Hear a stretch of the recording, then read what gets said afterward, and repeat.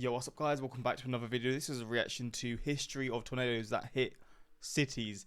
The thing is with tornadoes, a lot of the time, because obviously the US is so big, they'll hit areas that, again, a lot of the time there's not people living, and sometimes there's places like there's small towns or whatever, small civilizations where people live, which obviously causes a lot of damage. But in terms of hitting big cities, I feel like that is quite rare, which is obviously a good thing, because say an EF5 tornado flipping crashes into, I'm trying to think of a city in that region, let's just say Oklahoma City. God damn, that's gonna be bad. But yeah, we're gonna see. I guess cities maybe they have a bit better infrastructure and stuff, but I don't really know if they really do, because what can you really do to protect yourself from an EF5 tornado? But we're gonna see.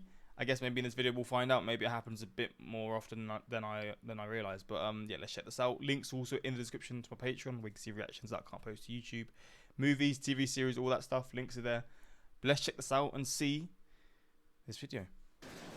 This is a huge tornado about to enter right into Little Rock, Arkansas, a major city with over 500,000 people. The tornado went on to destroy hundreds of homes at Oh my days. EF3 intensity, and the city was extremely lucky the tornado wasn't stronger. Unfortunately though, some cities aren't as lucky as the people in Little Rock were that day. And while extremely rare, the results of mixing strong tornadoes with huge cities is terrifying. Like for instance, 1953 Waco, Texas F5 tornado. Just after 4:30 p.m. on May 11th, a large thunderstorm began to move over the downtown area, prompting people walking in the streets to rush into various high-rise buildings to shelter from the rain. Few people anticipated a tornado, mainly due to the heavy rain squandering any chance of sighting a tornado, but also in part due to a local Native American legend that rumored no tornadoes could hit Waco due to the city being located in a geological depression. Without appropriate measures being taken, the resulting events were catastrophic. Inside the 6-story R.T. Dennis & Co. building, dozens of people sheltered as the entire building crashed down on them. Of the 30 people killed, 22 were employees at the company. Some of the employees sought shelter in the basement, but subsequently drowned after the basement flooded under the 5-foot pile of debris. Across the street, the 4-story Old Tom Padgett building also suffered complete collapse. As debris rained down on the street, 5 people were killed trying to escape in their cars. Fortunately, newer structures such as the 22-story steel reinforced Amy Cable office building and the Dr. Pepper bottling plant both avoided collapse, albeit still suffering a fair amount of damage. To this day, the damage inflicted upon the bottling plant can still be seen as different colored bricks. In all, 114 people were killed as a result of this tornado, giving it the title of the deadliest tornado in Texas's history. But not all tornadoes that strike downtown areas are as deadly as this. In fact, the 1997 Miami tornado killed nobody. But Wait, there was a Miami tornado within Miami. Well, I get it says Miami tornado. What the hell? And no one died? I guess it wasn't a very strong one, but don't be fooled, because the weaker nature of this tornado meant damage was minimal. But for what this tornado lacked in power, it made up for purely in these incredible visuals. On May 12th, wow. Just after 1:50 p.m., a funnel cloud descended into the skyline of Miami. The first damage occurred in Silver Bluff Estates, just southwest of downtown. The tornado moved northeast towards downtown, smashing in the windows and ripping off roofing from several houses and an apartment complex in the Little Havana region. But it wasn't long until the funnel began to impact skyscrapers. According to the National Weather Service, nearly every south-facing window on the first 3 floors of the Citadel building on Northwest 4th Street was smashed in as the tornado struck. The tornado continued onwards, sweeping through the looks quite chunky, to be fair. WTVJ NBC and Bell South office building parking lots, overturning several cars. A Metro Mover car was derailed from the elevated rail system as the tornado narrowly avoided the Casilla Center and Freedom Tower before moving on to open water. But it wasn't long until the tornado struck the MacArthur Causeway, cutting power to 21,000 people. The tornado then sideswiped the cruise ship Bro, if this tornado was a little bit stronger, this would have caused so many deaths. The fact that I guess it wasn't as strong as maybe it could have been, it's still obviously a strong tornado because it's causing damage, but the fact that no lives were lost from this, you've got to be thankful for that, right? And you get to see this spectacle I mean, it does look incredible, especially like in a city where there's these huge high-rise buildings. It's a very strange feeling, like strange looking thing, like a strange feeling that it gives you, because these buildings are nearly the same height as the tornado, but then they don't stand a chance in reality if they're getting hit and stuff. Mass sovereign of the seas before inflicting minor damage to Miami Beach and then dissipating. Scenes of this tornado as it moved through the city. There are reports of downed trees and traffic signs. Windows were blown out and there is roof damage. Fortunately, only minor injuries. The tornado touched down on the MacArthur Causeway, bringing traffic to a stop. It eventually moved out over the water and disappeared. Although the F1 tornado was on the ground for 15 minutes, the tornado caused over $1 million in damage. Large tornadoes, such as this one occurring in Florida, are pretty rare, but a tornado of this size in Utah is almost unheard of. So perhaps the most baffling tornado to ever strike a downtown area is the 1999 Salt Lake F2 tornado. The state of Utah is mostly unfamiliar to tornadoes due to its dry climate and mountainous terrain. Yet on August 11th, a rare set of conditions appeared over the city. An area of converging winds, or winds coming together, formed over the Salt Lake Valley just as thunderstorms began to form. At 12:40 p.m., residents in downtown looked straight up at a rapidly forming cloud of dust and debris as the tornado made a beeline straight for downtown Salt Lake City. The tornado quickly struck the Delta Center, where outside several large tents had been set up for the Outdoor Retailers Convention. Those who were in attendance were at the complete mercy of the tornado's winds, as the tents were shredded apart by debris. Inside the tents, 81 people suffered injuries, and Alan Crandy, 38 years old, was tragically struck in the head by debris, unfortunately killing him. Across the road, the 14-story Wyndham Hotel had its western face pelted with debris, smashing in dozens of windows before toppling a crane located at the LDS Church's new assembly hall. The tornado continued northeast towards the LDS, smashing houses into pieces and tumbling cars. The tornado was on a direct path for the center of downtown and the hospital, but just at the last moment, the tornado wobbled northwards, barely avoiding the main skyline and hospital. After laying waste to the northeastern suburbs of the city, the tornado quickly weakened and dissipated, leaving 300 homes damaged or destroyed, and a total of $330 million in damage. But even Okay, that really dwarfs the Miami one. I guess that's the difference between an EF2 and an EF1. Flipping out. It's crazy though, because like Utah is talking about how it rarely gets hit by these tornadoes, but then when it gets hit by one, it's in a major city. What are the chances of that? such a rare weather event, such as this, may be beaten by the unbelievable sequence of events that have occurred in Nashville, Tennessee. First, starting at 3:40 p.m. on April 16, 1998, an F3 tornado swept into downtown Nashville, killing one person. As the tornado approached, News Channel 5 anchor Chris Clark updated residents by writing on a whiteboard after the tornado knocked out the station's audio feed. Several skyscrapers, such as the Tennessee Performance Arts Center, the Tennessee Towers, and the nation's bank office towers were struck and damaged. In the downtown area alone, 35 buildings were deemed structurally unsound. East of downtown, up to 300 homes received major damage, whilst the local electricity grid failed, cutting power to 75,000 people. At the time, the tornado was noted for being the first F3 plus tornado to strike a downtown area in 20 years. But little did anyone know, another destructive tornado would strike Nashville itself just over 20 years later. Just after midnight on March 3rd, 2020, an EF3 tornado would barrel down nearly the exact same track towards downtown Nashville. This tornado was kind of weird, as no one predicted it to be as bad as it was. In fact, it was only in a 2% tornado risk for that day, an incredible underestimate for the damage it would do. The tornado quickly intensified as it impacted the John C. Toone Airport, tossing planes and shredding hangars. Fortunately, the tornado drifted just about a half mile north of downtown, but it continued destroying the neighborhood of Germantown. Further to the east, the tornado continued to intensify, destroying some of the same neighborhoods impacted by the 1998 F3. Sadly, 5 people would lose their lives. And even worse, Mother Nature had one final act of cruelty left for Nashville when during the evening of December 9th, 2023, the city was once again struck by a tornado. Mercifully, the tornado avoided downtown well to the north, but still inflicted significant damage to the northern suburbs. And as the tornado swept through the Madison neighborhood, something very unexpected occurred. Just as the tornado approached US 31 East, An electrical substation found itself being torn apart by the winds. An oil reservoir located on site ignited, triggering a huge explosion that was seen from across the Nashville metro area. Although the explosion temporarily disrupted the tornado's condensation funnel, the circulation persisted, allowing it to plow onwards into Hendersonville, Gallatin, and Castellian Springs. By the time the tornado dissipated, 3 people had been killed. This string of events goes to show how false the myth that tornadoes don't occur in cities. There we go. I mean, I didn't realize they were this as common as it's showing here. Flipping hell, man.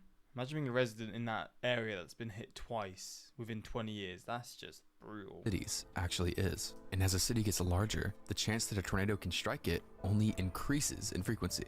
One area that is no stranger to tornadoes, and perhaps worse than the Nashville area, is the Dallas-Fort Worth Metroplex. Throughout the years, Dallas and Fort Worth have seen their fair share of tornadoes, and unfortunately destruction. 1957, 1969, 1995, 2019, the list is seemingly endless, but one event stands out, partly due to the destruction.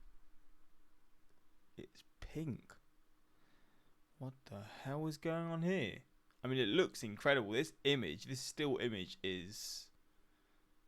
like, you can't really compare this to anything, because the fact that this is real doesn't even make sense, but I assume maybe it's to do with it hitting something within the city. I don't actually know. But also due to the footage, the event being the March 28th, 2000 Fort Worth F3 tornado. In the early afternoon, a cluster of thunderstorms began to mature west of the Metroplex, prompting officials to issue a severe thunderstorm warning for the Fort Worth area. By 6 p.m., radar indicated that rotation within the storm was increasing, leading to sirens being activated in the city. It was less than 20 minutes later that the tornado touched down northwest of downtown. The tornado took a path due east, placing the skyline of Fort Worth squarely in its path. Relatively weak damage was inflicted to neighborhoods west of downtown, but the tornado was rapidly gaining strength. And as the tornado entered the Fort Worth business district, officials decided to issue a rare tornado emergency for downtown Fort Worth. At 6:25 p.m., the tornado began to impact skyscrapers. The Cash America building had all windows blown out on 2 of its faces, allowing the winds to enter the building and destroy several of the walls and ceilings. The tornado continued to gain power as it wrecked the Malik Tower and the Bank 1 Tower. 80% of the building's 3,000 windows were blown out as furniture and desks were blown away onto the streets. After the tornado exited downtown, the tornado quickly dissipated, leaving behind an incredible scene of damage. For months after the tornado, the skyscrapers in downtown sat with boarded up windows and damaged interiors. The Bank 1 Tower began to decay as mold grew inside, prompting officials to consider demolishing the building. In the end, the decision was made to not demolish it due to the risk of asbestos pollution in the downtown area. Fortunately, all high-rise buildings damaged by the tornado were eventually renovated, allowing downtown Fort Worth to make a full recovery. But remember that 2019 tornado mentioned? Well, it was actually of similar intensity and had a very similar path. The only difference was that it touched down at night. A nighttime tornado in a city like Dallas is incredibly dangerous, but even more than just the danger is the extreme impact it can cause. The tornado, which mainly went through neighborhoods, was still able to rank over $2 billion in damage, and the scar of the tornado is still seen today in satellite images. Now, while all of these previous tornadoes were incredible to hear about, the thing they all lack is truly violent power. Aside from the Waco F5, only one other tornado has had enough strength to change the skyline of modern US city altogether. The tornado in question is the May 11th, 1970 Lubbock F5. The day itself was nothing out of the ordinary, but as the sun began to set, giant thunderstorms began to explode upwards into the sky. Several small tornadoes occurred as the sun set, but it wasn't until after dark that the main event began. At 9:35 p.m., the F5 tornado touched down just outside of town. Rudimentary radar detected the forming tornado, which was then corroborated by eyewitness reports, leading Lubbock authorities to activate the town's tornado sirens. However, by 9:49 p.m., the tornado had already knocked down the power lines that allowed for the sirens to be activated, preventing them from sounding. Police cruisers raced out into the suburbs in an attempt to manually alert those in the path of the tornado, whilst KFYO radio announcer Bud Andrews warned listeners to take shelter right until the radio was also cut due to the destruction of the town's communication systems. Without updates on the tornado, many people remained oblivious to the rapidly approaching threat, and as the power went out in the city, the carnage began. Stretching from 19th Street all the way into downtown, the devastation was catastrophic. In the 1.5-mile wide, 8-mile long swath of damage, 8,800 homes, 450 apartments, 250 businesses, 10,000 motor vehicles, a dozen schools, and 26 lives were gone. Jay Harris observed the tornado strike downtown, describing how he saw the massive funnel squatting low on the land as it approached and struck. He said, "From the moment that awful roar and the sound of 10,000 fists sending their savage might smashing into skyscraper and slum alike struck terror across the city, it was a city at the mercy of these elements. It seemed as though it would never end. On and on and on. The exploding walls and glass, crashing trees, poles and tumbling cars, and the dead and dying and the injured. Then the almost sudden, deathly pause and quiet. And then it was another world. A nightmare come true.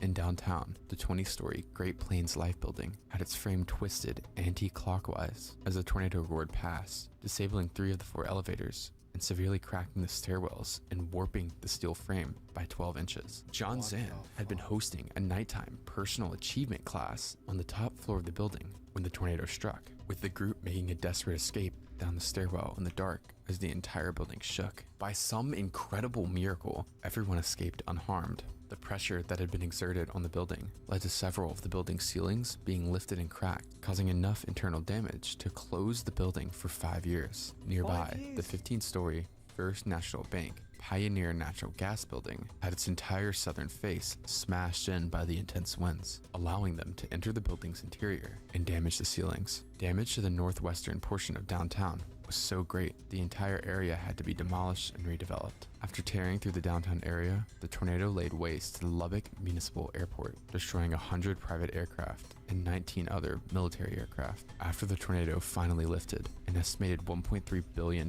in damage had been done, making this potentially the worst tornado to ever hit a city. Thanks for... Jeez, man. Flipping out. Going through this stuff is just... It's just unreal, man. No one talks about the December 26, 2015 Rowlett EF4. I mean, an EF4 hitting a city is freaky just to imagine. Even though it didn't hit Dallas directly, it got pretty close. Crossing out people's eyes when you dramatically reveal that they died, like it's a true crime documentary, was a choice. The video is excellent, massive props. I would like to clarify that the tornado in the thumbnail, the 1999 Salt Lake City tornado, maxed out at F2 strength. Also in 1999, not 92, when it struck, we were using the Legacy Fujita scale to assess the severity of the tornado damage. If it were an F5, those buildings would be completely leveled. Yeah, that's very true.